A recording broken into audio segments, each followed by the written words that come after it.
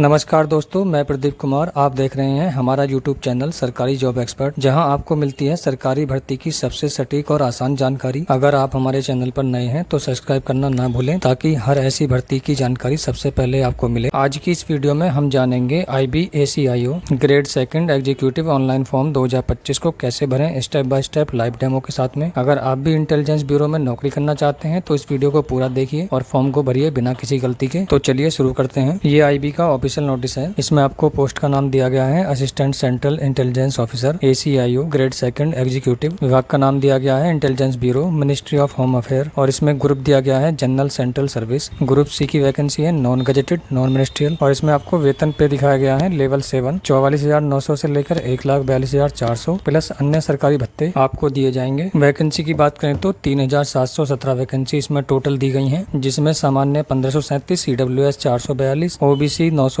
SC 566 और SC 226। महिला और पुरुष दोनों आवेदन कर सकते हैं। शैक्षिक योग्यता ग्रेजुएशन किसी भी मान्यता प्राप्त यूनिवर्सिटी से, जैसे कि BA, BCom, BSc आपके पास में कोई भी हो, आप अप्लाई कर सकते हैं। कंप्यूटर का ज्ञान अगर आपके पास में है तो आपको प्राथमिकता दी जाएगी। आयु सीमा 18 से लेकर 27 वर्ष तक है, जिसमें OBC 3 वर्ष और SC ST के लिए 5 वर्ष की छूट रहेगी। तो ये थी इसकी कुछ बेसिक जानकारी। अगर आप इस नोटिफिकेशन को पूरा पढ़ना चाहते हैं तो मैं आगे वीडियो में बताऊंगा आप इसको कैसे डाउनलोड कर सकते हैं। तो अब चलते हैं फॉर्म भरने की तरफ। आवेदन करने के लिए आप इस वेबसाइट पर आएंगे। इसका लिंक आपको वीडियो के डिस्क्रिप्शन और पिन कमेंट दोनों में मिल जाएगा। तो आपको कुछ इस तरह का इंटरफेस दिखाई देगा साइट का। मैंने आपको स्टार्टिंग में एक नोटिफिकेशन दिखाया था, आप उस नोटिफिकेशन को यहीं से डाउनलोड कर सकते हैं। इसमें आपको जनरल लिंक वाले सेक्शन में फर्स्ट लिंक दिया गया है टू रीड एडवर्टाइजमेंट। इसी के सामने क्लिक हियर मिलेगा, आपको इस पे क्लिक करके आप नोटिफिकेशन को डाउनलोड कर सकते हैं। सेकंड वाले लिंक में कुछ सामान्य सवालों के सवाल जवाब होते हैं, तो आप इनको देखना चाहें तो देख सकते हैं। थर्ड वाले लिंक में आपको ऑलरेडी रजिस्टर्ड टू लॉगिन का ऑप्शन दिया गया है। अगर आपने पहले से रजिस्ट्रेशन कर रखा है तो आप इस लिंक से लॉगिन कर सकते हैं और अपने फॉर्म को कंप्लीट कर सकते हैं। फोर्थ वाला लिंक न्यू उम्मीदवारों के लिए है जो पहली बार आवेदन कर रहे हैं। यहाँ से आप नया रजिस्ट्रेशन कर सकते हैं। और नीचे आपको डेट दी गई है, जिसमें स्टार्टिंग डेट है 19 जुलाई 2025 और इसकी आखिरी डेट है 10 अगस्त 2025 11:59 PM। तो हमें इस साइट पर सबसे पहले एक रजिस्ट्रेशन करना होगा। तो रजिस्ट्रेशन करने के लिए फोर्थ वाला लिंक टू रजिस्टर्ड के सामने क्लिक हियर लिखा हुआ है, आप इस पर क्लिक करेंगे और आपको ऊपर कॉर्नर में भी दिया गया है रजिस्टर्ड लॉगिन का, आप वहां से भी क्लिक कर सकते हैं। जैसे ही आप क्लिक करेंगे तो कुछ लोडिंग होगी। इसके बाद में ऊपर आपको इंस्ट्रक्शन मिलेंगे देखने के लिए, आप इनको एक बार पढ़ लें। इसके बाद में आप नीचे आएंगे। नीचे आपको सबसे पहले इसमें पोस्ट अपनी सिलेक्ट करनी है। इसमें आपको एक ही पोस्ट मिलेगी, assistant central intelligence officer grade second executive, आप इसको सिलेक्ट कर लेंगे। इसके बाद में आता है कैंडिडेट का नेम, तो आप इसमें कैंडिडेट का नाम सिलेक्ट करेंगे। मैं ये सिर्फ डेमो के लिए फिल कर रहा हूँ। आप इसमें जो नाम टाइप करेंगे वो आपकी हाई स्कूल की मार्कशीट के अकॉर्डिंग होना चाहिए। नेक्स्ट आता है मोबाइल नंबर, तो इसके बाद आप एक मोबाइल नंबर टाइप करेंगे जो कि एक्टिव हो, आप उस नंबर को कंफर्म करेंगे। अगर आपके पास कोई अल्टरनेट नंबर है तो आप इसमें डाल सकते हैं, अगर नहीं है तो आप इसको खाली छोड़ देंगे। इसके बाद में आती है मेल ID, तो आपको इसमें अपनी मेल ID देनी है। आपकी जो भी मेल ID है आप उसको टाइप कर लेंगे। इसके बाद में मेल ID को कंफर्म करेंगे और नीचे आएंगे जनरेट OTP पे क्लिक करेंगे। जैसे ही आप जनरेट OTP पे क्लिक करेंगे तो आपको एक कैप्चर दिखाई देगा, आप इस कैप्चर को इस बॉक्स में टाइप करेंगे और उसके बाद सबमिट कर देंगे। एक OTP सेंड किया जाएगा आपके रजिस्टर्ड मोबाइल और ईमेल ID पर, आप इस मैसेज को ओके कर देंगे। इसके बाद में आप दोनों OTP को वेरीफाई कर लेंगे। पहले मोबाइल नंबर वाले का कर लेते हैं हम। यदि आपको OTP प्राप्त नहीं होता है तो आप उसको रिसेंड भी कर सकते हैं। मोबाइल OTP हमारा वेरीफाई हो गया है। इसके बाद में मेल वाला OTP टाइप करेंगे। OTP टाइप करने के बाद में आप वैलिडेट करेंगे, एक मैसेज शो होगा, इसको ओके कर देंगे आप। हमारे दोनों OTP वेरीफाई हो गए हैं। उसके बाद में डिक्लेरेशन को टिक करेंगे और नीचे आपको एक कैप्चर दिया गया है, उस कैप्चर को बॉक्स में टाइप करेंगे। उसके बाद में रीवेरीफाई पे क्लिक कर देंगे। नीचे आपकी डिटेल्स शो हो जाएगी, आप इसको एक बार चेक कर लेंगे। यदि आपके द्वारा दी गई सभी जानकारी ठीक है तो आप इन सभी चेक बॉक्स को टिक कर देंगे और उसके बाद में आप सबमिट कर देंगे। एक आपको प्राइवेसी नोटिस शो होगा, आप इस नोटिस को एक बार पढ़ लें और उसके बाद में इसको आई एग्री कर देंगे। एक अलर्ट मैसेज शो होगा, आप इसको ओके करेंगे। तो इसी के साथ में हमारा रजिस्ट्रेशन कंप्लीट हो जाएगा। आपको रजिस्ट्रेशन नंबर मिल जाएगा और रजिस्ट्रेशन पासवर्ड आपके फोन पर और मेल पर सेंड कर दिए जाएंगे। आप इस नोटिस को क्लोज कर देंगे और आप फॉर्म को कंप्लीट करने के लिए गो टू एप्लीकेशन पर क्लिक करेंगे। ये हमारा फॉर्म ओपन हो जाएगा, जिसमें आपको एप्लीकेशन नंबर, पोस्ट का नाम ऑलरेडी मेंशन मिलेंगे। इसके बाद में आप अपना जेंडर सेलेक्ट करेंगे,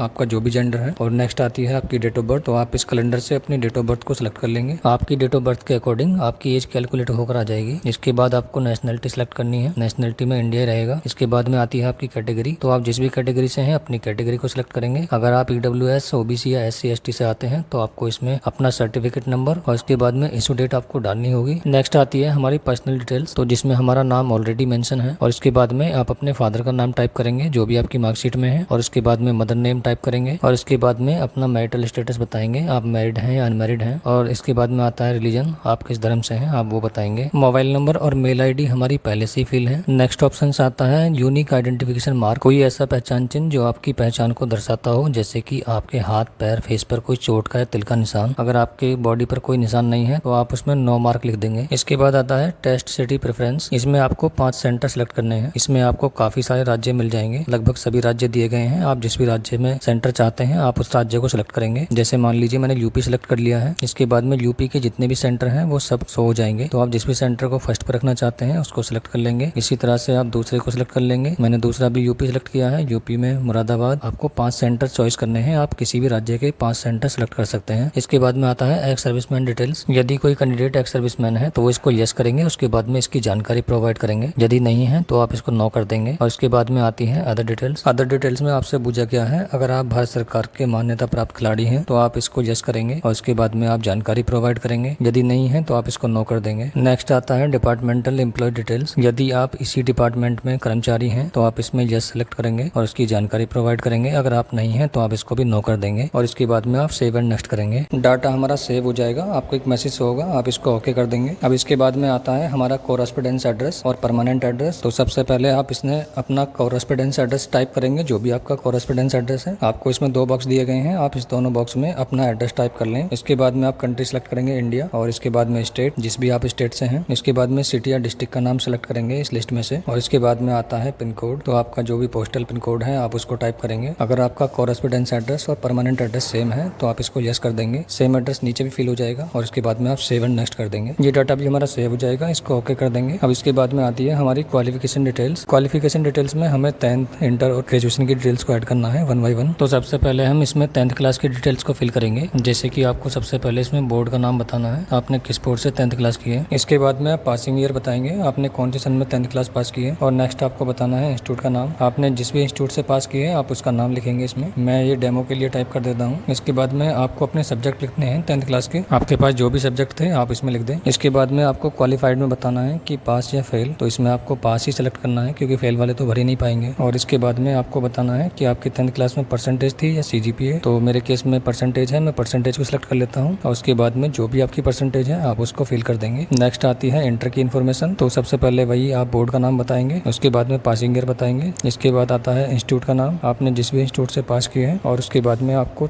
इंटर क्लास के सब्जेक्ट बताने हैं, आपके पास में क्या सब्जेक्ट थे। और क्वालिफाइड में आपको बताना है कि पास या फेल, तो पास ही लिखना है आपको इसमें। और इसके बाद में आपको बताना है कि परसेंटेज थी या CGPA। अगर आप परसेंटेज को सिलेक्ट करते हैं तो परसेंटेज लिखेंगे, CGPA को सिलेक्ट करते हैं तो CGPA। और नेक्स्ट आती है एसेंशियल क्वालिफिकेशन, यानी कि इस फॉर्म के लिए आपसे ग्रेजुएशन मांगा गया है तो आपके पास में ग्रेजुएशन होना कंपलसरी है। तो आप एसेंशियल क्वालिफिकेशन में ग्रेजुएशन या उसके समकक्ष कोई डिग्री आपके पास होनी चाहिए, तो आप इसी को सिलेक्ट करेंगे। इसमें एक ही ऑप्शन मिलेगा आपको देखने के लिए। स्पेशलाइजेशन में आपको लिखना है कि आपने किस सब्जेक्ट से ग्रेजुएशन की है, आपको उस सब्जेक्ट के नाम लिखने हैं इसमें, जिस भी सब्जेक्ट से आपने ग्रेजुएशन किया है। जैसे मान लीजिए किसी ने BA किया है तो BA में क्या सब्जेक्ट थे, हिंदी, इंग्लिश, सोशियोलॉजी, जो भी सब्जेक्ट थे आप वो लिख देंगे इसमें। और नेक्स्ट आपको बताना है इंस्टीट्यूट, कॉलेज या यूनिवर्सिटी का फुल नेम। तो आप इसमें किसी का भी आप इंस्टीट्यूट, कॉलेज या यूनिवर्सिटी का नाम इसमें दे सकते हैं, लेकिन आपको पूरा नाम लिखना होगा। और इसके बाद में आपको इंस्टीट्यूट या कॉलेज आपने जो भी लिखा है उसकी सिटी का नाम लिखेंगे, वो किस सिटी में है। नेक्स्ट आपको स्टेट लिखना है कि आपने जिस भी इंस्टीट्यूट को टाइप किया है वो किस स्टेट में आता है। नेक्स्ट आपको ज्वाइनिंग डेट बतानी है कि आपने एडमिशन कब लिया था, तो इसमें आपको मंथ और ईयर दोनों बताने हैं, किस मंथ में आपका एडमिशन हुआ था। ज्वाइनिंग डेट के बाद में आपको बतानी है पासिंग डेट, तो पासिंग ईयर में भी आपको मंथ और ईयर बताना है, आपने अपनी ग्रेजुएशन को कब कंप्लीट किया है। उसके बाद में क्वालिफाइड में बताएंगे कि पास या फेल, तो इसमें आपको पास ही लिखना है। और उसके बाद में आपको बताना है कि आपकी ग्रेजुएशन में परसेंटेज थी या CGPA, और उसके बाद में आप अपनी परसेंटेज टाइप करेंगे जो भी आपकी परसेंटेज थी। इसके बाद में आपसे पूछा गया है कि आपको कंप्यूटर नॉलेज है, अगर आपको कंप्यूटर की नॉलेज है तो आप इसको यस कर देंगे, अगर नहीं है तो आप इसको नो भी कर देंगे। ये कंपलसरी नहीं है, अगर जिसके पास में है तो उसको वरीयता मिलती है बस। इसके बाद में आपको एडिशनल क्वालिफिकेशन में अगर आपके पास कुछ है तो आप ऐड कर सकते हैं, अगर नहीं है तो आप इसको खाली छोड़ देंगे। और नीचे आती है अदर क्वालिफिकेशन। अदर क्वालिफिकेशन में आपसे पूछा गया है अगर आपको हिंदी या इंग्लिश को छोड़कर कोई अन्य भाषा आती है फॉरेन कंट्री की तो आप इसको यस करेंगे, नहीं तो आप इसको नो ही रहने देंगे। और इसके बाद में आती है एक्सपीरियंस डिटेल्स, अगर आपके पास में कोई एक्सपीरियंस है तो आप इसको यस करेंगे और उसके बाद में उसकी डिटेल्स को मेंशन करेंगे, अगर नहीं है तो आप इसको नो ही रहने देंगे। और उसके बाद में आप सेव एंड नेक्स्ट कर देंगे। ये डाटा भी हमारा सेव हो जाएगा, इसको ओके कर देंगे। नेक्स्ट स्टेप आता है डॉक्यूमेंट अपलोड करने का, जिसमें आपको एक पासपोर्ट साइज का फोटो और सिग्नेचर अपलोड करने हैं। फोटो सिग्नेचर के लिए आपको कुछ गाइडलाइंस दी गई हैं तो उनको देख लेते हैं एक बार। नोटिस में आपको बताया गया है आपके फोटो की चौड़ाई 35 mm व फोटो की हाइट 45 mm होनी चाहिए। आपका फोटो 12 हफ्ते से पुराना नहीं होना चाहिए। आपका फोटो पासपोर्ट साइज का होना चाहिए, जिसमें जिसमें आपका फेस 70 से 80% कवर होना चाहिए। फोटो का बैकग्राउंड हल्का ग्रे या व्हाइट होना चाहिए। आपके कपड़े बैकग्राउंड से मैच करते हुए नहीं होने चाहिए। आप यूनिफॉर्म वगैरह का प्रयोग ना करें। यदि आप चश्मे पहनते हैं तो चश्मे और आंखें आपकी स्पष्ट रूप से दिखाई देनी चाहिए। फोटो का साइज 100 KB से लेकर 200 KB के बीच होना चाहिए। फॉर्मेट आपका JPG रहेगा। सिग्नेचर आवेदक स्वयं करें, किसी और के नहीं होने चाहिए। आप किसी व्हाइट पेपर पर ब्लैक पेन से साइन करें। एक ही लाइन में आपको साइन करने हैं। सिग्नेचर आपके 80 KB से लेकर 150 KB के बीच में होने चाहिए। फॉर्मेट आपका JPG रहेगा। आप अपने फोटो और सिग्नेचर का साइज इस वेबसाइट से ठीक कर सकते हैं। तो इसमें आपको लिखना होगा PI7। इसमें आपको पहली वाली वेबसाइट मिलेगी, आप इसको ओपन करेंगे। साइट का इंटरफेस कुछ इस तरह से दिखाई देगा आपको। यदि आप अपने फोटो को रिसाइज करना चाहते हैं तो आप रिसाइज इमेज पिक्सल पर क्लिक करके रिसाइज कर लेंगे। और यदि आपकी फाइल का साइज कम है तो आप उसको कैसे इंक्रीज कर सकते हैं, इसके लिए आप इंक्रीज इमेज साइज पे क्लिक करेंगे। इसमें आप अपनी इमेज सेलेक्ट करेंगे। जैसे मैंने अपने सिग्नेचर को अपलोड कर लिया इसमें। इसके बाद में आपको KB सेलेक्ट करनी है कि आप कितनी KB में चाहते हैं अपने फोटो को। तो इसमें 80 से 150 KB मांगा है तो मैं 85 कर लेता हूँ और उसके बाद में इंक्रीज पे क्लिक कर देंगे। तो एक कुछ ही सेकंड में आपकी फाइल कंप्लीट करके दे देगा। ये फाइल हमारी 85 KB में हो गई है। आप इसको डाउनलोड कर लेंगे और आपकी फाइल बनकर कंप्लीट हो गई है। तो आप इसी तरह से अपने फोटो और सिग्नेचर का साइज सेट कर सकते हैं। तो आप अपने फोटो सिग्नेचर अपलोड कर लेंगे। फोटो सिग्नेचर अपलोड करने के बाद में आपको उनको प्रीव्यू करके देखना है एक बार। इसके बाद में नीचे आपको फीस शो हो जाएगी और आप नीचे आएंगे, पेमेंट को सिलेक्ट करेंगे और नीचे आपको कुछ डिक्लेरेशन दी गई है, आप इन सभी को टिक कर देंगे। नीचे कैप्चर फिल करेंगे और उसके बाद में प्रीव्यू पे क्लिक करेंगे। आपका फॉर्म प्रीव्यू हो जाएगा। आप इसको एक बार अच्छे से चेक कर लें। अगर आपका फॉर्म ठीक है तो आप इसको क्लोज कर देंगे यहाँ से और इसके बाद में आप सबमिट कर देंगे फॉर्म को। तो एक इंस्ट्रक्शन पेज ओपन हो जाएगा, आप इसको एग्री करेंगे। नेक्स्ट आप पेमेंट स्टेप पर आ जाएंगे। तो इसमें आपको पेमेंट करने के लिए मल्टीपल ऑप्शंस मिल जाएंगे, जैसे net banking, debit card, credit card, UPI। आप किसी भी माध्यम से अपना पेमेंट कर लेंगे आसानी से। मैं इसका पेमेंट आपको नहीं करके दिखाऊंगा क्योंकि ये फॉर्म मैंने सिर्फ डेमो के लिए भरा है। जैसे ही आप अपने फॉर्म का पेमेंट कंप्लीट कर लेंगे, आपका फॉर्म कंप्लीट हो जाएगा। वीडियो अच्छी लगी हो तो लाइक और शेयर करें, चैनल को सब्सक्राइब करना ना भूलें। अगर आपका कोई सवाल या सुझाव हो तो आप कमेंट में जरूर पूछें। मिलते हैं नेक्स्ट वीडियो में, तब तक के लिए जय हिंद।